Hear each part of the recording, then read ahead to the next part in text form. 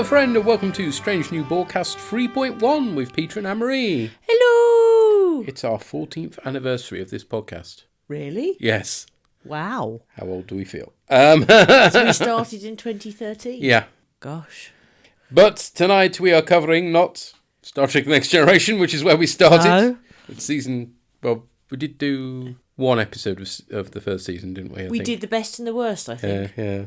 Yes, that's right. But tonight instead we're covering, here we go, Hegemony, Part 2. Thank you very much for making a two-parter out of a title I struggled to say. Thank you, Star Trek writers, you gits. Just stand by. You have the entire fleet out there ready to go. It's a show of force. First, we need to establish patrols. Do they really think the Gorn are just gonna stop and go home after they raided those colonies? Look, it's a tough situation, but we have to manage it one piece at a time. There are innocent lives at stake, Bob. And I get that, but it's happening outside of our jurisdiction. Oh, come on, Look, Bob. apart from your reckless dogfight, these attacks do not involve the Federation.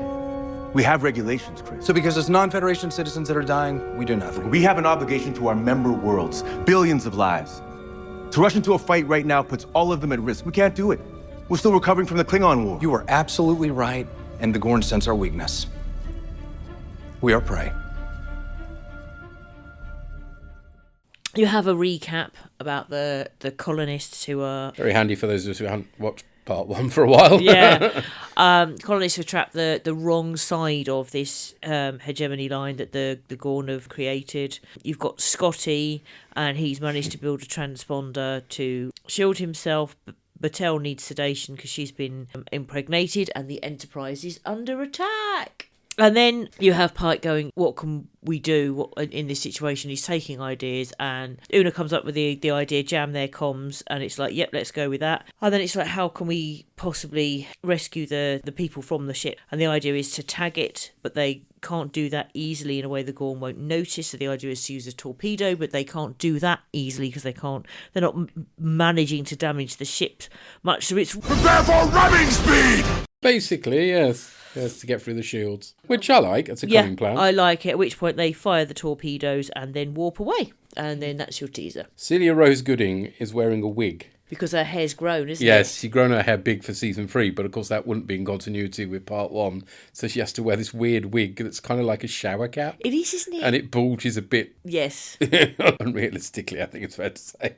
Not 100% successful, but never mind. I still say they should film Part 2 at the same time they filmed Part 1. Yeah. I mean, this goes way back to Next Generation. They should do it because so many of the Part 2s are lame because they didn't know how they were going to finish things off. Whereas if you sit down and write parts 1 and 2 together, film them together so there's no continuity issues. I suppose that's a budgetary issue because... And I guess potentially you might worry about spoilers getting out. Yes, there's more chance of that, obviously. I mean, you imagine if they'd filmed the Part 2 of Best of Both Worlds. Yeah.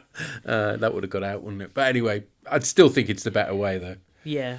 So, having warped away, they arrive at the rendezvous. The USS Pablo Picasso. Some people try to pick up girls, they get called assholes. This never happened to Pablo Picasso. Which is an appropriate name because it's ugly as all heck. It's another Kelsey May class last seen in season 2's Under the Cloak of War. I mean, it's only a glimpse of it because the show doesn't do beauty shots for some reason. Well, only it of the sounds like Enterprise. it wouldn't be very beautiful if they did. No, you'd struggle with a beauty shot of that one. So, but yeah, it doesn't mean they can get away with just any old rubbish, don't they? Which is a shame. I suppose it's at least it wasn't called the Jackson Pollock. Yes, no, that's what Sam. That's what Sam does later on. Yes. So then Admiral April has arrived. Meanwhile, with his very tidy beard. Yes. I can't remember it being that tidy in the previous seasons. He's really gone to town with it. Something I noticed, by the way, the Admiral's uniforms from this era don't particularly match the original series, but that doesn't matter because obviously this is slightly pre the original series, so they could change. What they do match in terms of the design rather than the colours, the Lower Decks Admiral's uniforms. You know, the ones that are for some reason specifically just for Lower Decks, because they also have Admirals in the Deep Space Nine First Contact style. But those shoulder things? Yeah. And it's like, oh, right, yeah, they replicate. I can't remember which came first, but one replicated the other one. I like it. It's nice, but it's just a bit weird that they sort of brought it back and just for Lower Decks. But anyway, that's a whole different show, isn't it? Yes. Okay. So Chapel is going to be freezing Battelle to deal with as a way of dealing with the Gorn infection, because it's like put you in stasis. When you wake, you'll be gone. Free as the wind blows.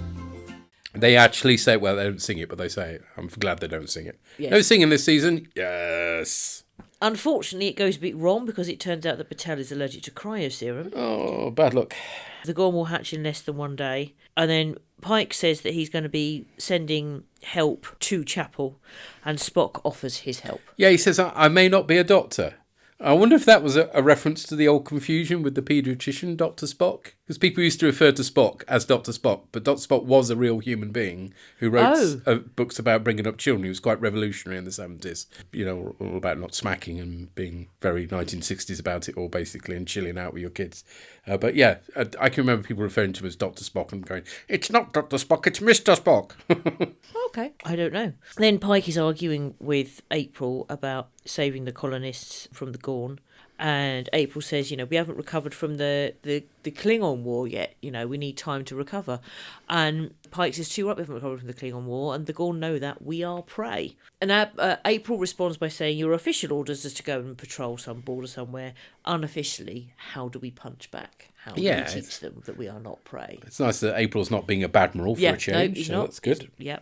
Then you have Pelia complaining about Scotty not showing his working because he can't reassemble the transponder thing he had before. And he says, what do you mean I didn't write my working down while I was being shot at? Of course I didn't. Which fair point. She's been pretty obnoxious in this story. This carries over from part one. And I think they're just writing her as obnoxious for some reason. So I think it depends who's writing the episode as to how obnoxious she is. Sometimes she's just sassy, which I like and I can live with. Other times she's just obnoxious, and it's like, well, don't write her that way. I mean, why would you want somebody obnoxious in the crew?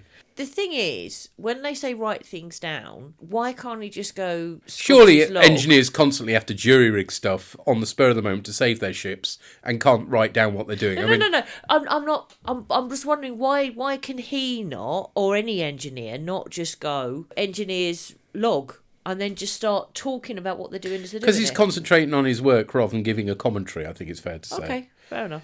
And then Pike asks when this thing, because they want to use it for the whole ship, to mask the whole ship, when is it going to be ready? And Scotty's like trying to say, well, I don't even know if it's going to work. And she's like, oh, it'll be ready before you cross the line, don't worry. And he sort of looks at her, but I take that as her having faith in him that he's going to be able to do it, rather than her being horrible.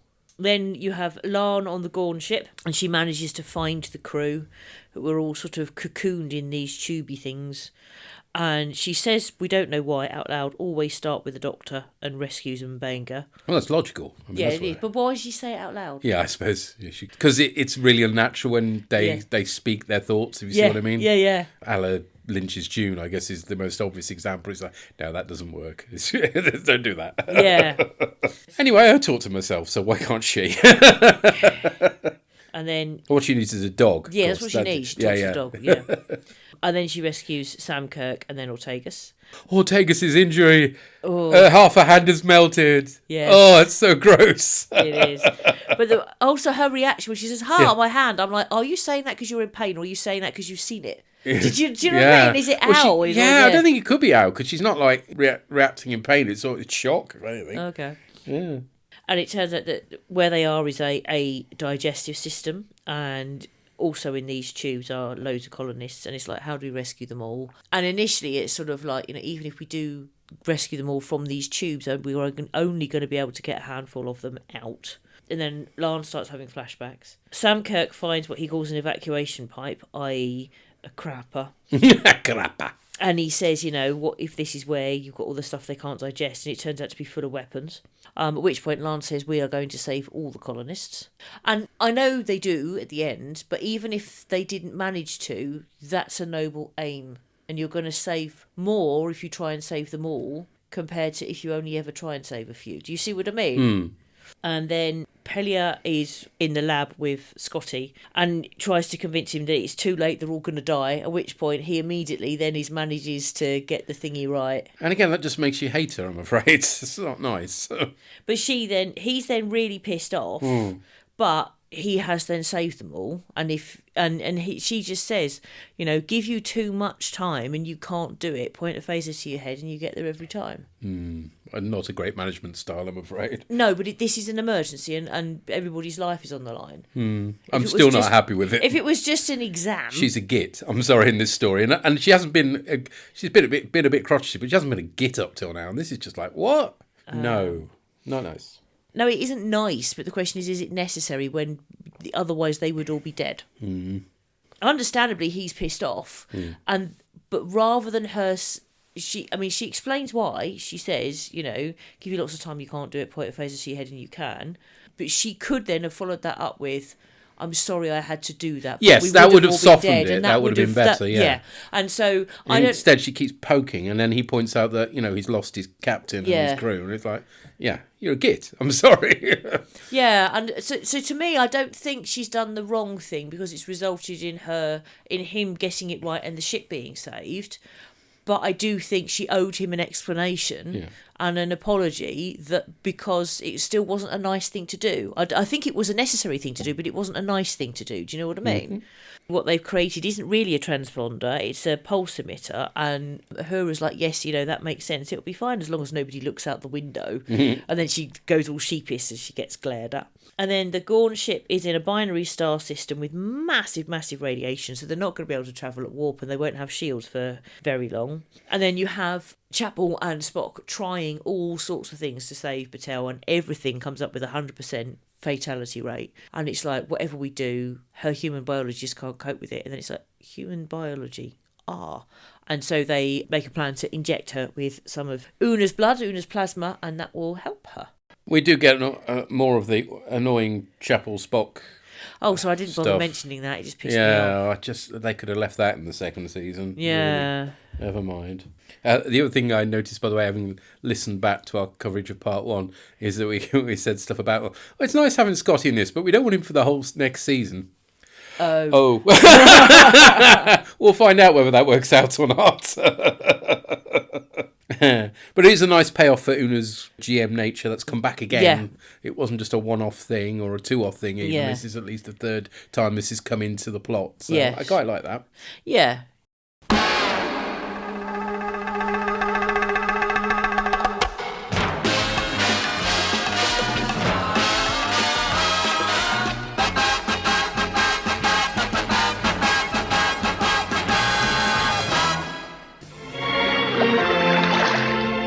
Just one cornetto, give it to me.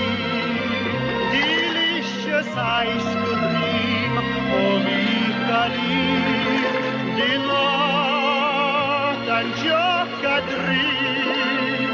Give me cornetto, the world's ice cream. The captives find where the Gorn ships are hangared, and Ortegas reckons she can fly one out. The effects here are really good, by the way. I do love the inside the Gorn ship bit and the hangar, and sometimes you can just see the ships floating in the background. It's so cool. Ortegas reckons she can fly one because, she's just like a giant lizard, isn't she? I think it's more that she means that for her, flying is instinctive, and so she can fly. Yeah, but you'd think the controls would be a bit too difficult for a tiny person to, considering how big a Gorn is. Yeah. I mean, she can work out how to do it, but would she physically be able to do it? Well, as it turns out, yes, she can, but it's a bit improbable, really, isn't it? Yeah, I don't know. Actually, looking at them now, having played D&D last night, they now reminded me of Dragonborn. Yeah, they do seem a bit that way, yeah.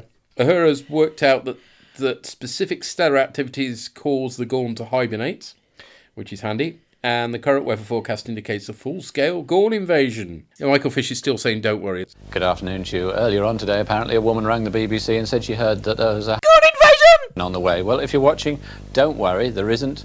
That was a UK joke. He was a weather forecaster that missed one of the biggest storms in our history, but never mind. There's a nice character moment for Mitchell, as she refuses to take downtime, and Pike thanks her for that. Yeah. I mean, they didn't have to include that. Mitchell's not like one of the central characters and one of the untouchable characters from the original series, but they're building a little bit of it into her, which is nice. I like that. Can't remember if they do anything else in the rest of the season, but I appreciated it here anyway. Yeah. The Gorn ship they're tracking floats between two stars and then does a jump, and then loads of Gorn ship emerge heading for the Federation. Pike decides they need to simulate the right stellar effect using the Enterprise to put the Gorn to sleep, but Scotty points out how risky that is. Batel's baby is there more than one? I can't remember. There's more than one. Yeah, are about to hatch. So with only a 14% chance of success, Chapel and Spock try an infusion of Una's blood. They're wearing jizzed up versions of the isolation suits from the original series. Well, maybe not jizzed up, that's not a good phrase. Jazzed up? Jazzed up, that's the one. I mean, they don't have their names on it, or any jizz, thankfully. So, yeah, all is well.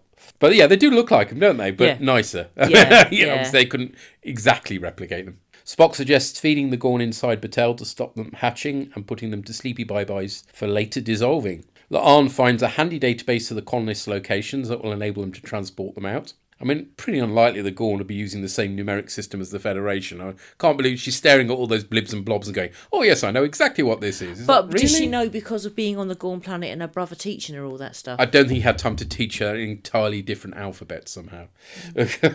Then they have to fend off a horde of Gorn, and La'an blows one of their heads clean off with a point-blank phaser shot, which is a great effect. That's very splatty. And I do like the way that they do the Gorn in here. I don't know how much... Obviously, some of it's CG, because you can't do it looking that good with practical effects. But they've got to a point where I think they're mixing in some practical and some CG. So there might be mocap in there. Yeah. And later on, when they're being chased by the Gorn fighters, and you see inside one the pilot. I mean, that looked pretty realistic. I was impressed with that. Yeah, I liked that. Yes. Miraculously, Ortegas is able to pilot the ship after all, despite being half the size of the expected pilot, and bleeding all over the controls from a stomach wound for that matter as well. Yeah, but I mean, I do like the fact that that's how she did it, that to get the reach, she lay on it.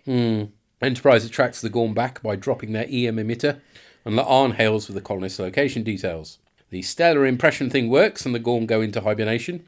I can't help thinking we created a problem for someone else later, Pike says, presumably referring to Arena. Yeah. He goes to see Patel and says, "Okay, Dad, you win," and starts reciting the Lord's Prayer, which is not something you'd have seen in an earlier Trek series, but I like it. Yeah. But apparently she's not out of the woods yet. They haven't dissolved the Gorny babies yet for some reason. It's going to take time, I think. Right. So the question is, and, all our podcasts now have these questions, so I figured we have to, pull this one in line. Strange New Worlds or same old guff? Oh. I could even put one of Lila's farts in there. Yeah. We must have picked one or two up on the microphone at some point. Yeah. I think this is Strange New Worlds because the Gorn look cool. Yep. And a strange new alien ship, for that matter, as well. I mean, not a world, but a ship. That's at least something. Yeah. And the episode doesn't let up in terms of pace. No. Which is quite... I think all the season openers have been very pacey, and even when they've sort of followed something... Remember at the beginning of last season we thought, we're in for a courtroom episode. But they delayed that for an episode, which I think was very sensible. Yeah. So I think he's good. Everyone gets something to do, including Scotty. We learn more about the Gorn, but they're still just evil death lizards rather than a strange new culture yet. Yeah. My only gripe is the Spock Chapel stuff, to be honest. And you don't like Pelia? Not in this one. I do generally. That's the annoying thing. It's and I guess it's a bit improbable that they get their colonists away as easily as they do. But okay, we'll let that one go by. I think for me the Spock Chapel stuff, I think it wouldn't bother me if that was the resolution and there was no more at all ever. But there is some in the very next episode, isn't there? Mm-hmm. So it doesn't, it's all right. And as I said, Pelia just needed something adding to soften things. I do find it improbable that they rescue every single colonist. None of them have been digested. Yeah, and the way the logic follows that it's because they found the coordinates of where they all are. But the fact that they're able to read those coordinates doesn't make any sense at all, I'm afraid. And the fact that none of them have been so badly digested that they can't actually... I mean, literally, if they just said, well, I don't know how advanced the Universal Translator is at this point, but if they'd said, effectively took a screenshot, put it through the Universal Translator, and as a result of that found out where all the coordinates were, that would have worked. Yeah. Never mind. So it's not perfect, but it's good. Yeah, I think that's fair. And I like Admiral April going, unofficially this. Yeah, no, it's good. It's nice to have an admiral that isn't just an irritating git. Yeah, and when they managed finally, and Admiral April says, what happened to the invasion fleet? Pike's like, we learned to punch back. Sorted. Yeah, did what you said. Yeah, that is nice. Yeah, I like that. And also, I think that Anson Mount does a good job acting in that scene at the end with... Yeah, there's an awful lot of close-ups on his very worried-looking face. Yeah. And this works. He's a good actor. He pulls it Yeah, off. So, he does. I'm less convinced about Patel. She's okay. Yeah. She's not as good an actor, but that's fine. She's all right. She's just... And in a way, she's just called upon to be a conscious a lot, really, for this. Yeah. So, yeah. Cool. Well, let's find out what other people thought. We've heard from Sampo and Yona. Now, they weren't that impressed with part 1, particularly the fact that it turned out to be a cliffhanger, which caught them by surprise. So it'd be interesting to find out what they think of part 2. Hello. Hello. So we just watched Hegemony Part 2. What happened in it? Well, I can tell you, thank God for recaps. Woohoo! I always need those. I never remember anything. Well, the break was so long that I had a trouble remembering, other than that there were Gorns and stuff. What did I remember? You remember that they killed the engineer, and I was like, that was in season 1. Hamish. Yeah, him. Well, the initial cliffhanger was solved pretty quickly, which was good because I was maybe wondering that if they'll spend another episode just around the same planet and the same, it would have become a bit repetitive, but it was a very different episode, and I think it was a good, basic, entertaining episode. Solid. Yeah, solid is a good word. Of course, I know, half the characters cannot die or get any permanent problems, but, well, some of the people captured were people that weren't in the original series, so they could have actually died, like Ortega's the pilot, but which is fine. I mean, didn't want her to die, but it did give a bit of more suspense than usually, like thinking, oh, will Kirk and Spock live? Oh, they did again. Yeah. Did you notice that the crew in all the 3 places, actually, in a sick bay and in a bridge, and inside the Gorn stomach, I guess, because they were food. Yeah. They kind of, finished others' sentences. It was a way to create tension to the scene, but when it happened so many times, I think it was little exhausting to watch. Yeah, maybe it's not as easy to do it in real life, but and they never guessed wrong. What happens between us is that you start to speak of something and I finish it, and most of the times you just say no. And then finish the sentence as you were going to, and I was like, oh yeah, I didn't realize that, but they were in harmony. Yeah, but this science fiction. Oh yeah. I do think that escape from the Gorn ship stomach, whatever, was a bit too easy. I mean, we've seen before that one Gorn can basically decimate an entire ship or a colony, and here they are like only a few people inside a place and there are like dozens or most likely hundreds gone, and they just all get away.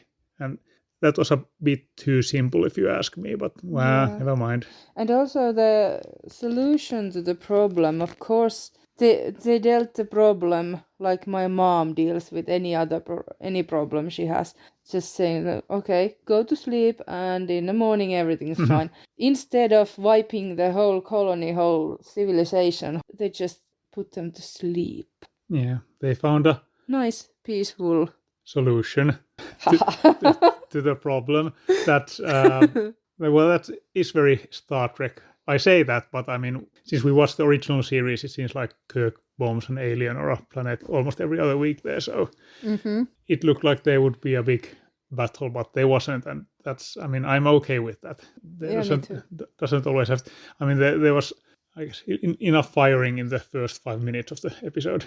And I think it feels like clever solution, because they had to really look through the Gorn. They had to understand how a Gorn works, and then they surprised them by their own weakness instead of just bombing. I think that's a clever way to deal the problem. I really like the interaction between Mr. Scott and then, now I can't remember, Pelia, yeah.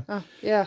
That was really great. And also, I saw the pain on Scott's face when he was trying to explain, okay, this most likely won't, and Pike was just like, okay, we'll just turn it off. And it was like, I mean, I've been in the situation where I'm trying to explain something to a manager and they'll just say, okay, never mind. The annoying thing is that it worked. Well, I mean, lucky for our characters, but yeah. Well, it was nice to spend time with these characters again. I think I've missed them a little bit. I didn't know that, but I still did. I mean, we got a little bit of everyone. It was a good sort of return to form.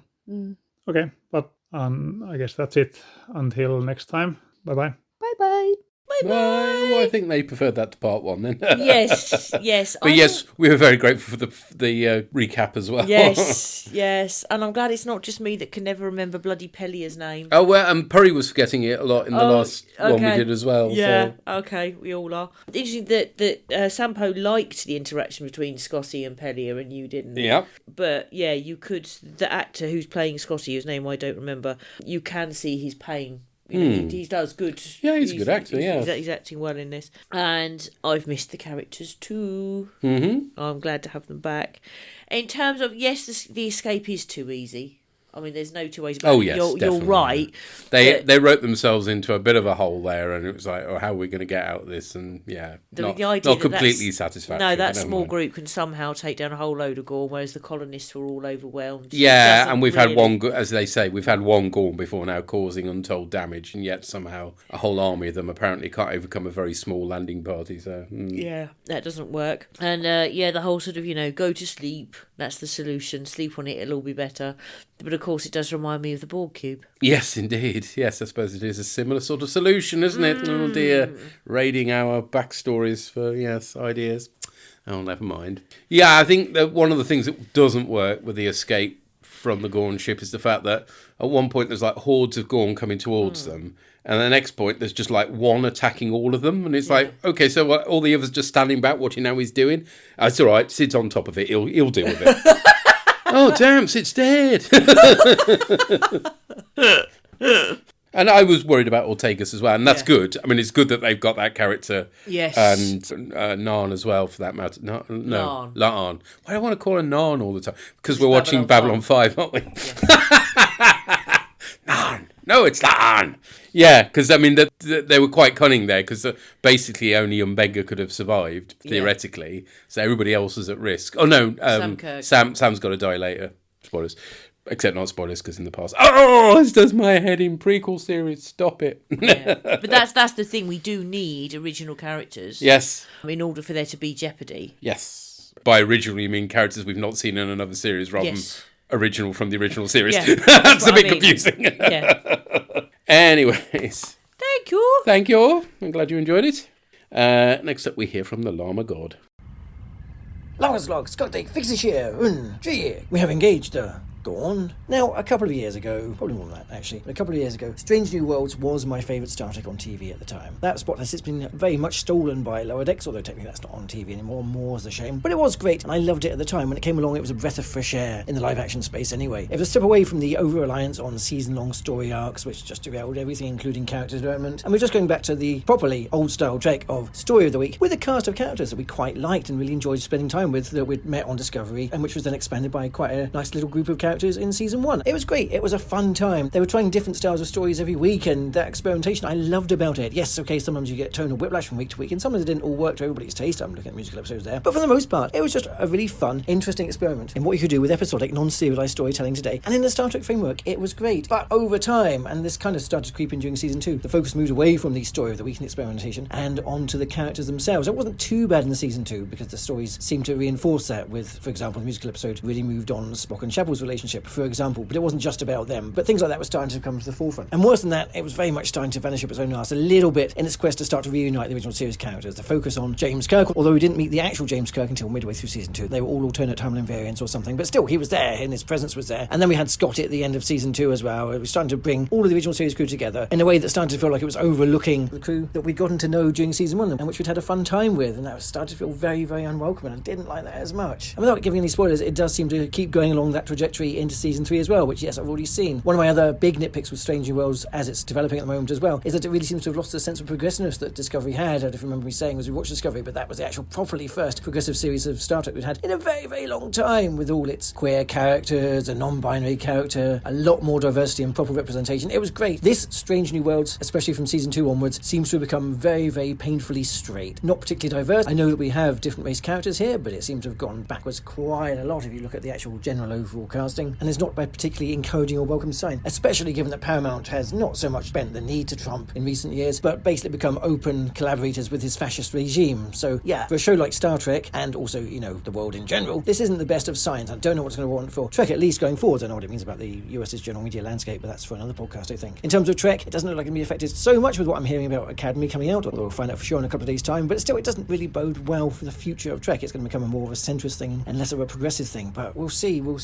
So all those things really soured me on it, and as I said, I've watched the season 2 already, and I really wasn't a massive fan of it that first time. And part of it may be those issues, and part of it may be because the season does contain what I think is possibly the worst episode of Star Trek ever. Yeah, we'll get to that one eventually, won't we? So this episode then, well, actually, before I get into this episode, I just want to go into the credits as well. They've added new scenes into the credits, new special effects shots of the Enterprise flying around, and they are not good. They look like some really basic and cheap CGI there. Yes, the shots of the Enterprise flying along haven't always been top class, but the new shots they've added, especially the one of the Enterprise docking the starbase, where you can see the glass domes, they just look really, really like there's some sort of very simple, very basic PlayStation animation or something. It's just not good. It's not good at all. I don't know how they okayed those, which is weird because there's some really nice effects shots in the episode itself. So it's odd that they have these really bad effects right at the start of the episode to try and sell it to you. But yes, the episode itself, it's basically the best of both worlds, but not good. Because of the shortness of the seasons, and because it's only season 2, which is 20 episodes, compared to 70 odd episodes that Next Generation had by the end of season 3, you don't care about the characters quite as much as you did by then. The fact that the best of both worlds had Captain Picard, the star of the show, turned by the Borg, and this has Marie Batel, who is a good character, but she's just a secondary character, really. It just doesn't have the same stakes or anything. We don't have the engagement with it. And they use the same solution here as they do in Best of Both Worlds. In Best of Both Worlds, sending the Borg to sleep made sense a bit, given they're kind of computerized. You can send computerized commands. Yeah, it kind of works. You have to squint a little bit. Sending the Gorn to sleep with flares just seems like a bit of a stretch. It really does seem like the producers wrote themselves into a corner here by using as the main bad guy for the series a race that we actually know about from the original series, and how the portrayal is really very different here, and they had to kind of get out of that. So they really should have created a new race, I think, instead of the Gorn. I know people have been saying that, but I think this is the episode that really cements that. That's what they should have done. And then there's the whole thing about the transponder that Spotty created, and the fact that it only really works if no one actually looks out of windows. That would have worked a lot better in the original series. You think it's an episode like Balance of Terror, where the Romulans were essentially blind when they engaged a cloaking device, and that's because those ships back then really didn't have much windows, because it was really expensive to hang that many velvet curtains, I guess. But here in the Strange New Worlds, where the Enterprise herself has a massive window on the front of the bridge, it feels like a bit of an oversight. Yes, the Gorn ships are not Federation ships, but still, you know, the Enterprise has set a precedent there, so yeah, that feels a bit weird. But on the flip side, I will say that despite not caring about the characters that much, I was kind of struck by the emotion this time, at least by the end of the episode. There is a bit of a nice wrap-up of the Spock and Chapel stuff, although we'll come back to that next episode, which felt like an adult conclusion to their storyline. And Pike and Batal is very sweet at the end, especially love that shot of them embracing it, turning into the shot of the binary stars. That was lovely. And also on the plus side, I did like the nice bit of science with the fact they Gorn used the gravity distortions occurring between the two stars as a sort of natural cloaking device. That was a really nice little point there, using bending of light. Lovely, like that. And I think I said this at the end of season 2 as well, but we've got a proper Scot saying proper Scottish things on the Enterprise at last, so that's also nice to see. But generally, whilst I enjoyed the ride through the episode more this time, because there was not that weight of expectation, I wouldn't go so far as to say this episode was good. So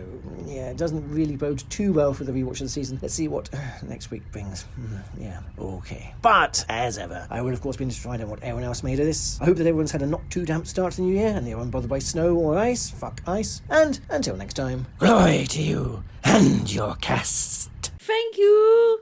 Yeah, we have engaged the Gorn. Yeah, yeah, fair enough. I mean, it is exactly the same plot line, isn't it? Yeah. Unfortunately, so Yeah. not terribly original. I think what makes this different, and obviously they couldn't do this Next Generation, was all the spaceship action makes a real difference. I mean, if I'd known back in the day they could do that sort of thing on TV, I would have got very excited indeed. But we got beauty shots of the Enterprise, but we never got like lots of little fighters and stuff like you do get in Star Wars, because they couldn't do it on the TV budgets they had in those days, where of course they can now. And you're right, the effects in the episode are great. and do rather show up how ropey the effects in the opening credits are. bizarre. I like the colourfulness of the opening credits. Whoever was colouring that made a very good job. It's like literally I never spotted this before, but they do all the division colours with a different colour world in each one. Also, it is reminding you that it's supposed to be about Strange New Worlds, which we don't get very many of, unfortunately. Never mind. But yes, the effects are a bit ropey in the credits. I completely agree with that. And also, I agree that when we first started watching, one of the main attractions was that it was just an episode a week and there wasn't series-long arc things going on. And it's a shame that the series-long arc thing is And it's just, in. we keep coming back to this, the Spock Chapel stuff. Yeah. Moo. Yeah. Too short a season. That's interesting. Yes, that was a crap episode as well. But yes, I suppose that does have an effect and all. We just don't get as many episodes per season these days, so they don't get to know the characters so well. And then if you start introducing new old characters, you're going to get even less time. I mean, that was a real problem with Discovery, I found. Admittedly, I did bail out part way through, but one of my irritations was the fact that there were some really interesting characters there, queer characters for that matter as well, that we just weren't. They didn't have any time to be on screen. We didn't learn anything about them. And actually, that's a problem, I would say, probably from around about Voyager onwards. Certainly Enterprise, we never learnt much about some of those characters, did we? So, I mean, the one that was on communications, was it Sato? Yeah. I mean, she maybe had 2 episodes dedicated to her, and that was it. Yeah. And really underwritten as well. I think it's one of the difficulties with an ensemble show. And I think... But they could do it before. I suppose they can't do it now because the seasons are shorter. The so seasons they can't. are shorter, so they haven't got as So you long. can't have your Crusher episode, for instance, which you knew was coming at some point and slightly dreaded. I think where it's done best is Deep Space Nine. Oh, well, of course. Where you have your series regulars and then you have your recurring characters. So you're not expecting to see your recurring characters as often. You're not expecting to know as much about them. But the fact that they recur means that you do, over the course of the seasons, get to know them more, and you know what to expect from them. And it works particularly well, I think, with villains, with your Kai Wynn, with your Gold Cup, do you know what I mean? And with your Brunt SCA. And yes, it's easier when you've got more episodes, but I think with some of the characters we've got, maybe we should not be expecting them to be regulars. Does that make sense? Maybe and I do think this series is doing it better than Discovery did. Yes. So Ortegas and La'an are... we learnt more about them than we did about the ones whose names I can't even remember, sorry. And also, I mean, as I mentioned, even Mitchell in this... get something. And I mean, I was quite impressed. They didn't have to do that. And I was quite impressed with that. Yeah. They do sort of try and rectify the not knowing about the characters in the final season of Discovery. But by then it does feel rather too little too late. Yes, exactly, because I'd bailed. In terms of the diversity, you're right that we're not seeing as much. And we are still seeing different ethnicities, but there aren't any... all we need is just something in the background that's 2 people of the same sex holding hands. It's just something like that. Yeah, do you know what I mean? it is weird that this mostly has, all the way through, to be honest, has been devoid of. There was just that one moment in the one where Una and... I want to say Ortegas, but it may have been La'an, shared a moment, but they were like playing alternate versions of themselves. They were being other characters, but you don't remember that one at all, do you? Sorry. It was indeed season 1 of Strange New Worlds, and it was the Elysian Kingdom, where the crew were caught in a fairy tale, basically, which, again, actually, that's not good either, if you could only have gay-coded characters in fairy tales. There was a moment between them. I think that is the only queer moment we've had in the entire series, unfortunately. Yeah. Which is weird now. It's like... Yeah. Star Trek has moved on from the Rick Berman days. Yeah. Maybe. But I do hear good things about Starfleet Academy on that front. So hopefully. Whereas I wasn't really looking forward to watching it before, the amount of good comments I've heard, the praise that's been thrown at it by fans, whose opinions I generally trust, I'm like, okay, maybe it won't be so bad then. Yeah. We will be watching that tomorrow. Yeah, we'll give it. We won't necessarily podcast. We'll on do it. exactly as we always do. We'll watch the whole season. If we enjoy the whole season, we'll cover it. Yeah. If we don't, we won't, because Yeah. nobody wants to hear us kicking a dead cat. Yeah, and also because some people will like it and they won't want to listen to Yeah, us exactly. slagging it off. Yeah. But yes, what we might do is just give you a spoiler-free, what did we think of the episode when we do the next Strange New Worlds episode. Yeah. By which time, actually, we'll have seen 2, so it'll Yeah. be more interesting. Yeah, I'm very happy to give it a try and see. Prodigy, which is a word I struggle to say. It's like Hegemony. Yeah, I want to say prodigy. Oh, anyway, that I did like initially. I was liking the characters, and there was one particular story that for me I was just like, no, I can't handle this, and so I bailed at that point. I can tell you exactly the point I bailed at that one. It was when the Borg turned up and somehow these kids were able to survive them. That was ridiculous. Yeah, that was me out as well. I Yeah. was just like, no. Nope. No. One thing I have read about Academy is it's obviously aiming for a youth Yeah, audience, yeah. so that might rattle our chains a bit. We shall see. I mean, it depends. I mean, there's in terms of writing rather than watching, there's plenty of young adult fiction that I enjoy. So theoretically, there's no reason why I wouldn't enjoy a young adult TV show. Mm-hmm. As long as they don't make the Borg shit or something. Do you see what I mean? It's sort of that's going to be the we shall see. Powder dry on that front. Yes, we don't know. We don't know. You're right that it is good Llama having proper Scotty. Yes, we commented in that in the part 1 as well, and funnily enough, Purry was completely thrown by it because in fact they couldn't get their head around the fact that there was a Scotty with a proper Scottish accent. Yeah, so. yeah. I enjoyed it. It's good, but you are right. It's no best of both worlds. Oh yeah, well nothing will be because that was the first time they did it.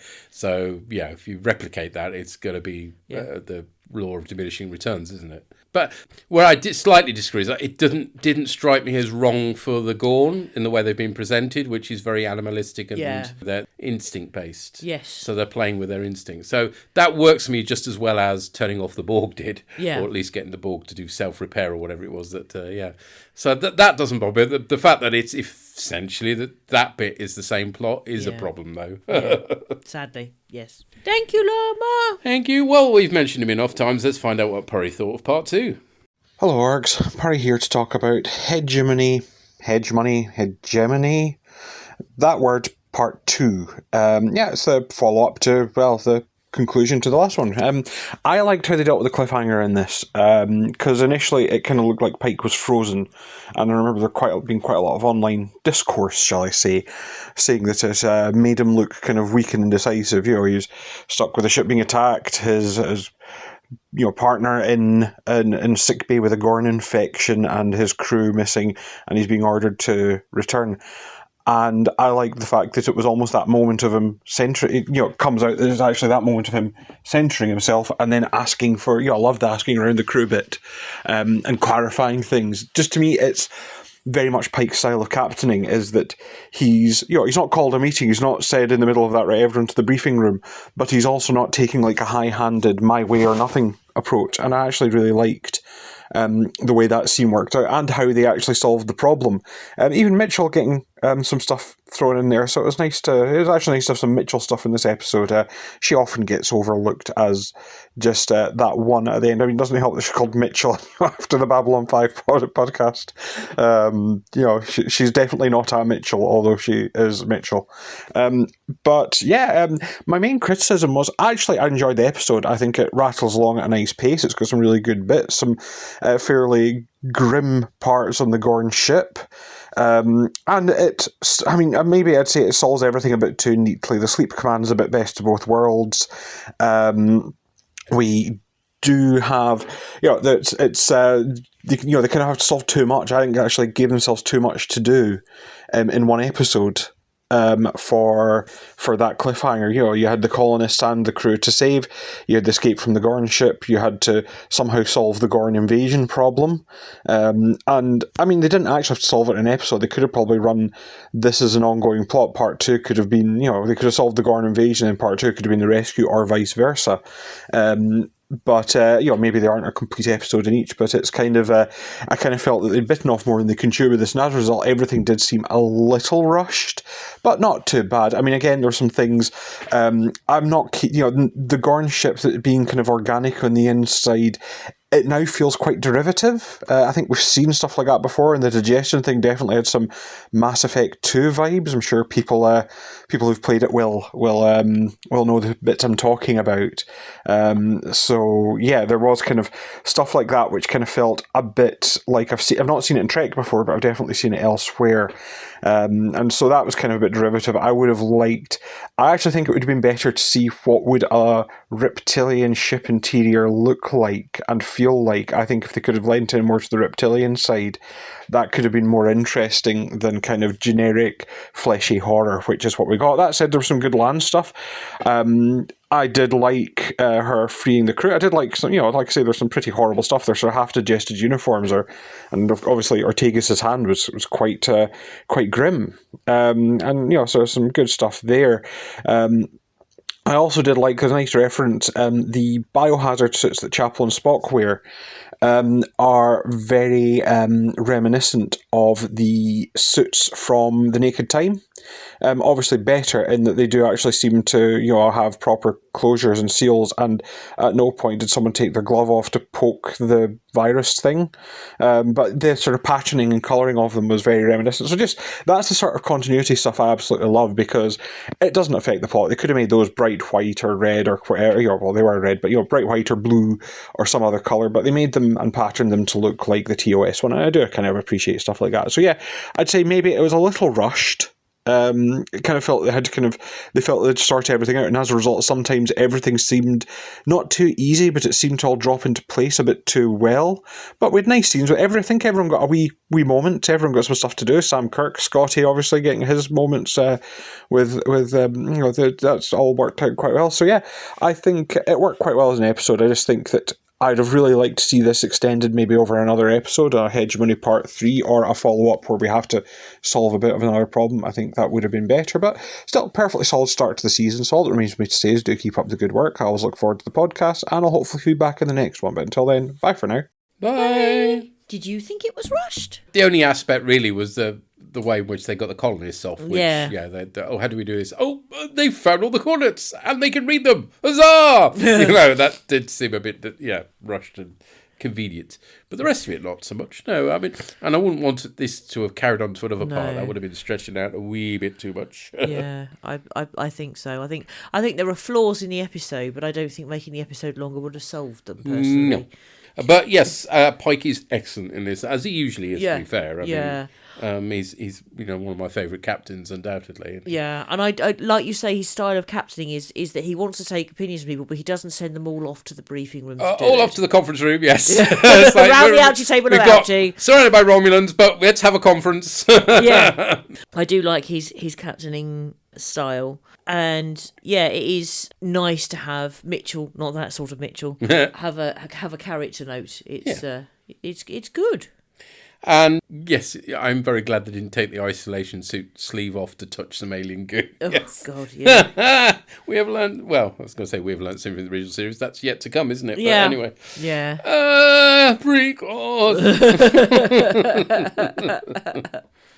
Well, thank you to everybody's fed back. Thank you. A variety of opinions, I think it's fair to say, which is good. Our next episode we're covering is Wedding Bell Blues, or Wedding Bells Blues. I think it's Wedding Bell Blues, which we're covering on Wednesday the 28th. Next week, on the 22nd, we'll be watching Babylon 5 episode Grail. Which we've worked out is the David It's the David Warner one, yes. Yeah. So that's, except I remembered nothing else about it, so... I'm going to keep my powder dry, but I think I might know which one it is, but I'm genuinely not sure. So I'm going to wait, watch it, and then when we do the feedback, I'm going to say, nope, I had no pissing clue, or yes, this is the one I thought it was. We shall see. Indeed. But until the next time we're speaking into your ears, take care, cheerio, bye. Bye.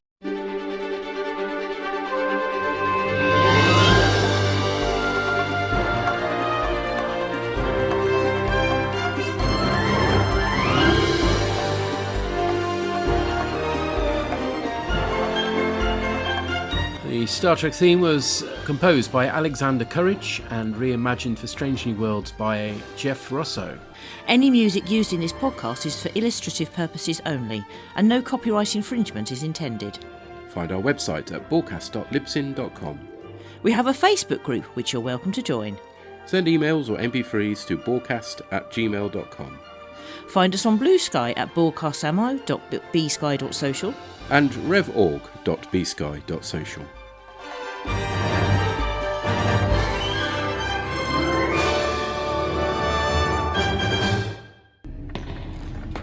Shut it down!